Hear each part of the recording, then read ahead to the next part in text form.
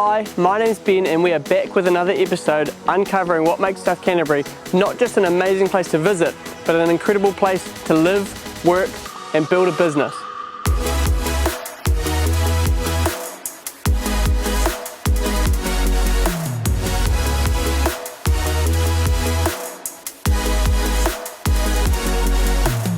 From thriving local businesses to hidden community gems, I'm sitting down with the people who make this region tick.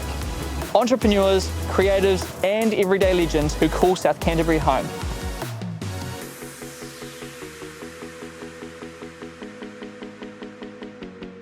Today, we're speaking with Brent and Aimee White, the owners of the Ringmakers here in Timaru. Brent, Aimee, thank you so much for taking the time to do this interview today. Really appreciate you doing this. It's a busy season, we're coming into the new year. I guess to start, I'd just like to ask a little bit about your personal backgrounds. So for me, born and raised in Timaru and left school, schooled in Timaru and then left school to start an apprenticeship at the Ringmakers in 1993. Wow. And have been there ever since. So learned the trade, moved through and eventually had the opportunity to purchase the business. And when Aimee came into the business to join me. I'm also a local. I was schooled here and then went to Canterbury University, did a degree there and then decided that I might like to explore the idea of teaching. I come from a family of teachers, so that was a bit of a natural progression for me after I completed my degree, and I taught at Timaru Girls High School for several years, and then I took a break when we had our children.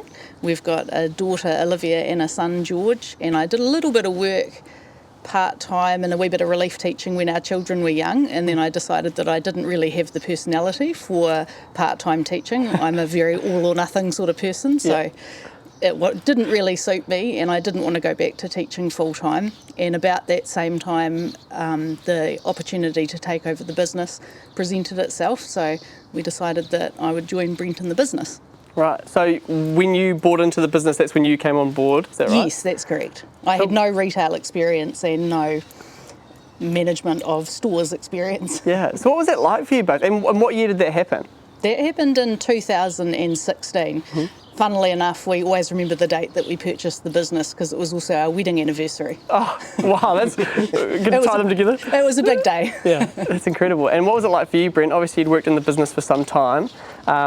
What happened? Like, how was that process? What occurred that gave you the opportunity? Well, I guess I'd just worked through and gotten to the point where I knew the industry really well and knew the business really well. Also had a really amazing relationship with the previous owners, Graham and Chris Castle. Always got on with them like a house on fire, and Graham still comes in to help out in the workshop even now, occasionally. So it was just a natural progression and really exciting. Yeah, it is very exciting. So how long have you owned the business now? How many years will it have been? So 10 years this year. Oh my goodness, exciting times, 10-year anniversary. Absolutely. Yeah. And the business last year, just in 2025, had its 40th anniversary. So that's quite a milestone as well. And so you've owned the store for a quarter of the time it's been in existence, for 10 years out of the 40. That's incredible. You must have learned a lot of lessons between when you bought it and now. Absolutely. And even before that, like, it's a constant learning experience. So I've been there for 33 years, but the last 10 years is quite different. You know, you're managing people more. You have to make all of those business decisions every day of the week. So yeah, challenges, but also really exciting and massively rewarding. Yeah. Speaking of some of the challenges, do either of you want to share some of the challenges that you may have faced in those 10 years of owning the business? Well, obviously COVID had a big effect. We still traded to some degree under COVID, but not a lot. You know, it was pretty limiting. Our particular product and the way we run our business is very hands-on. People love to come into the shop for a conversation. All the locals come and chat, and it's a very friendly, very personal one-on-one business. So COVID was obviously really different. Yeah. There's been a few other minor challenges, but nothing too major. Pretty much we're focused on growing the business and just enjoying it. Yeah. Yeah. And what about some of the wins? I better mention this one because Brent's probably not inclined to mention it himself, but Brent recently was awarded his Master Jeweller certification. Oh, wow. Which is pretty exciting and an honour for him. Graham, the previous owner, also received it around the same time, and we have also recently had our apprentice Barnaby awarded the Apprentice of the Year for the jewellery industry. Oh, wow. That was for 2025, so that's pretty exciting. Yeah, and very exciting for him too, right? Like, it's cool that, you know, it's almost like you've followed a bit of a journey coming up through the business, and, you know, now your apprentice is also, you know, doing well in this space. Like, that might be quite rewarding to see, right? Hugely. And, you know, young people are massively important to the future of South Canterbury. So to see young people doing well locally and, you know, South Canterbury punching above its weight is awesome. Yeah. It's exactly what we need for the next generation of people. Yeah. So what does it involve, like getting that award, both for you and for Barnaby? How do you go about getting that, or how's it recognised? Well, for myself, for the master jewellers, the first aspect is you have to be trade certified, so you have to be qualified yourself. Secondly, you have to have trained apprentices through to completion of their apprenticeships. And thirdly, really just upholding the high standards of the industry, conducting yourself well in the world and in business. Yeah. And the world of jewellery, like, very high standards, you know, Yes. like you're not dealing with like little knickknacks, it's very high quality product, right? Exactly, yeah. And we do all of our own gemstone setting on site. You know, our handmaking is truly handmade, so no mass produced parts at all. So, you know, things handmade properly, so yes, very high standards. Yeah. And how about for Barnaby with his award? So for Barnaby, effectively, Barnaby's got a great natural skill set, but he's also worked incredibly hard. So there's a paperwork aspect, so you learn, you know, bookwork alongside the, you know, learning the skills in the workshop, and Barnaby's done, you know, achieving both to a very high standard. So his recognition was very well deserved as well. He's worked really hard. Oh, congratulations. And I guess it's a testament to the way that you guys run your business as well. Thank you. So that's awesome. Yeah. Now, running a business, it's not an easy thing. It takes a special type of person. What are some of the values that were instilled in you guys throughout your lives that have helped you run this business successfully? Well, honesty, being open, like, you know, we have to deal with people one-on-one, face-to-face. Design for them. Designing is a hugely important part of it. So learning when you have to listen very carefully to the client. And just, I think, being really people focused, really customer focused. That's number one before anything else. It's all about the customer. Yeah, definitely. How about for you, Amy?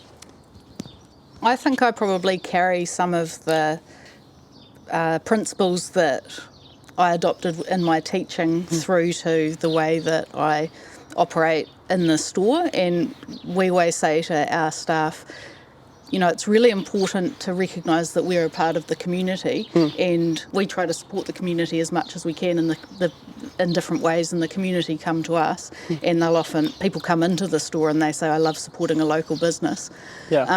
And the staff laugh sometimes because I am getting a little bit of a reputation for standing in the shop chatting to people randomly about all sorts of obscure topics. I'm quite easy to get off on a tangent, as anyone who is formally been taught by me will know. But I always say to the staff, if someone comes into the store and they're enjoying chatting to you, that's actually part of the service that we offer. That's part of being a part of the community. It's really nice. We have regulars who come in and they don't necessarily at that moment want to purchase anything. They have a bit of a browse around the shop, but they happen to be in town and they just like coming in saying hello.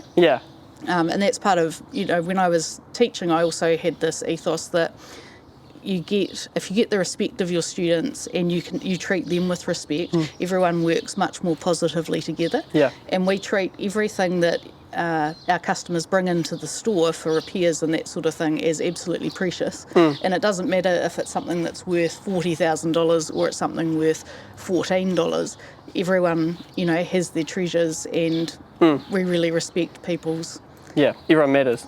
That's right. That's and really everything matters, and we take our responsibility to our customers really, really seriously and try to do the best. Yeah, definitely.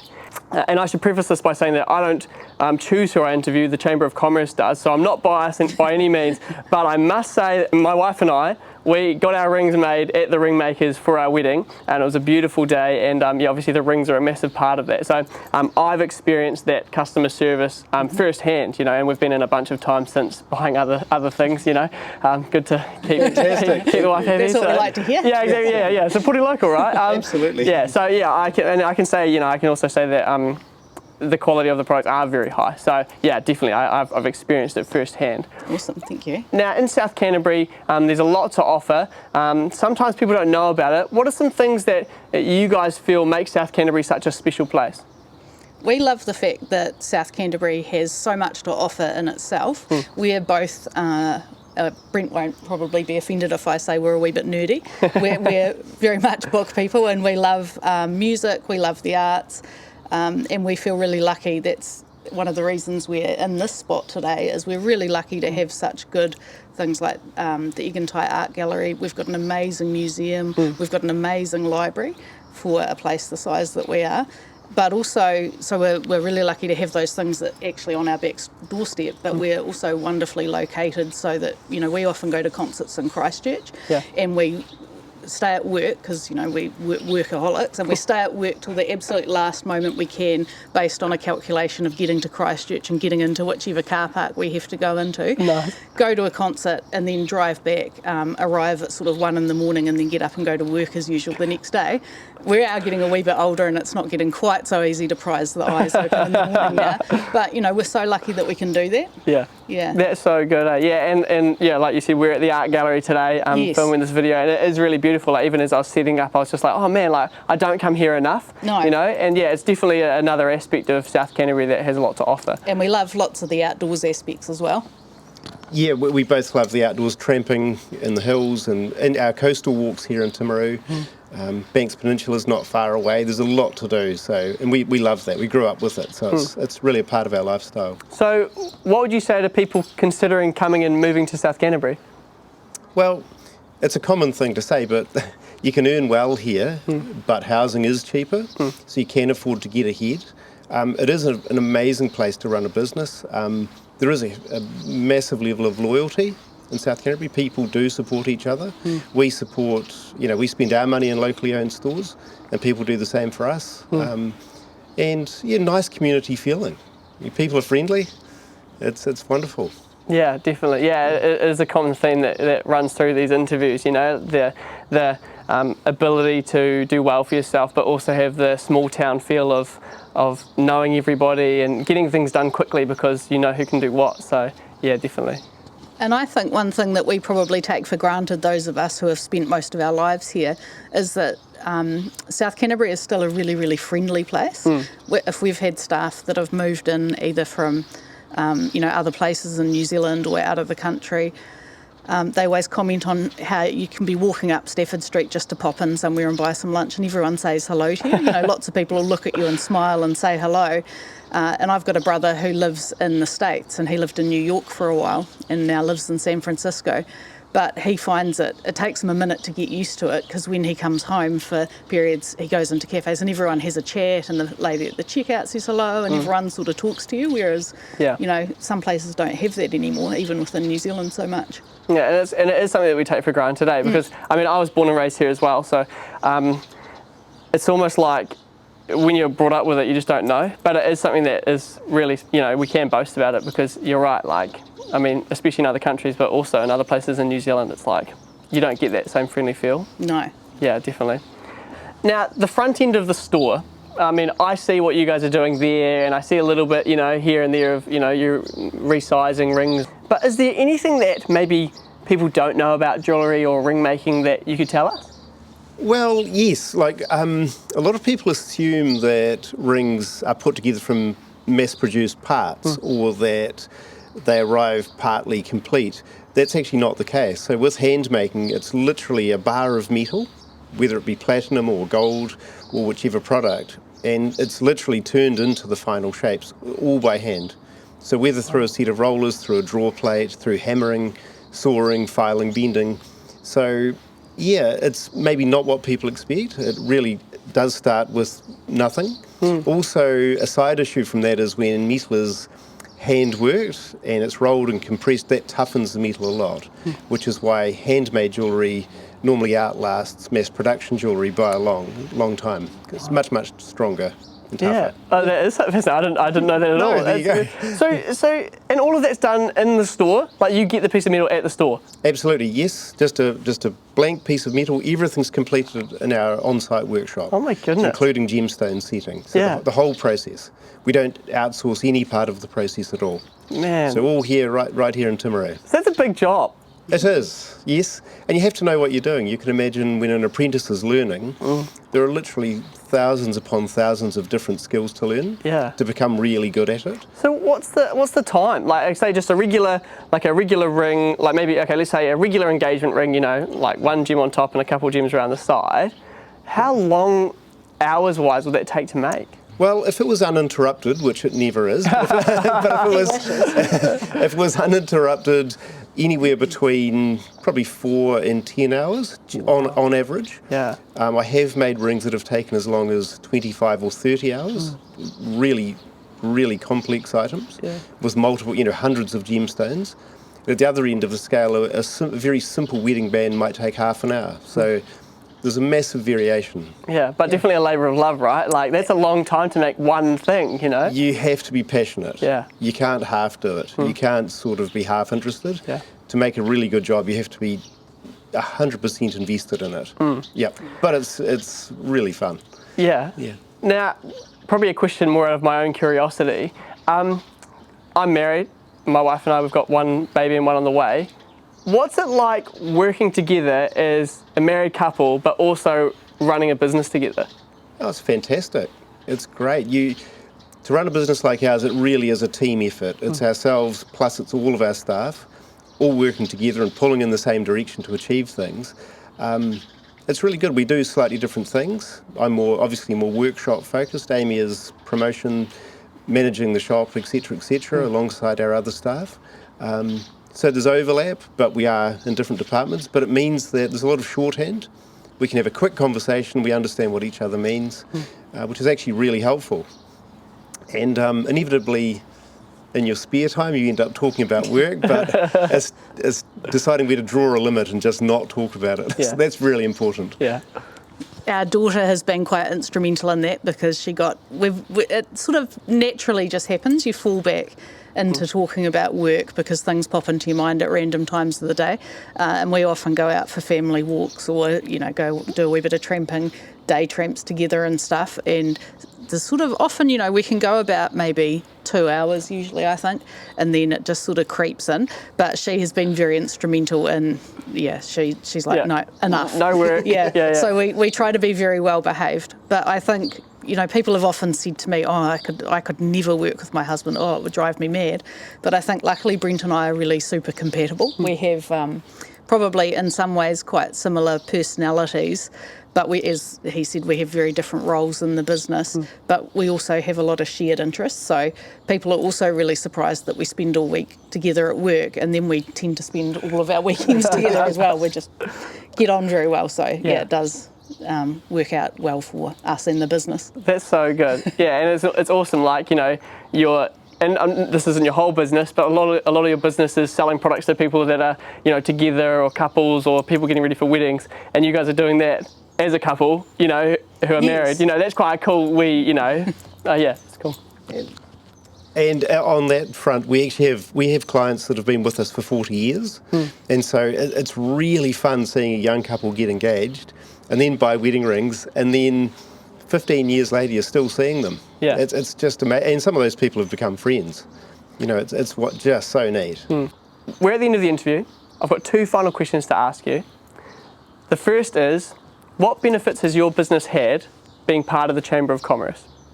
We've had lots of support over the years from the Chamber. We've found they're super approachable, they're all lovely people, and nothing is ever a problem. So if you ever have a question about some aspect of your business, and even if it's not something super elaborate that you need, if you just want to ask a quick 2-minute question and just get their expertise because they have so much experience, and particularly early on in the business I was a bit sort of shell-shocked. I was like, everything is new. They are really approachable and really happy to help always, which has been good. During COVID they were very supportive. They do awesome education programs. And although we sometimes struggle to get to the BA5 events because Brent's always still in the workshop, and I try to go to as many as I can, but those networking opportunities are really good because, sometimes by and large the people that we know in business are like us and they spend a lot of hours in their business working, and you don't necessarily have those opportunities to get out and see people, so yeah. Yeah, definitely. Now, last question, and I'd love for both of you to let me know what you think, because you've obviously both done very well in this space. But what's something that you wish someone had told you when you first started out on your leadership journey? I think probably the idea that having the right people around you is so important. We just have an absolutely amazing team in the business. Every one of them is so helpful and committed and excited about what we're doing. That's just huge. And just getting those personalities to gel and work well together is just massively rewarding. That's really a really positive aspect. I think probably something that someone did tell, it wasn't so much something that someone didn't say to me, but some advice that I was given a long time ago when I was teaching was that you should always under-promise and over-deliver. And I think that's a really good way to operate, because you're just, even on a personal level and in your relationships within the business and in terms of what we're presenting to customers and stuff, it's part of kind of creating that culture of positivity is, don't try not to ever disappoint anyone. And I think that's something that has really served us well. Oh, brilliant. Well, hey, thank you both so much. I really enjoyed this interview, and I'm excited to see what the next 10 years of business ownership looks like for you. Thank you very much, Ben. Thank you very much, Ben. Brilliant. That was awesome, guys.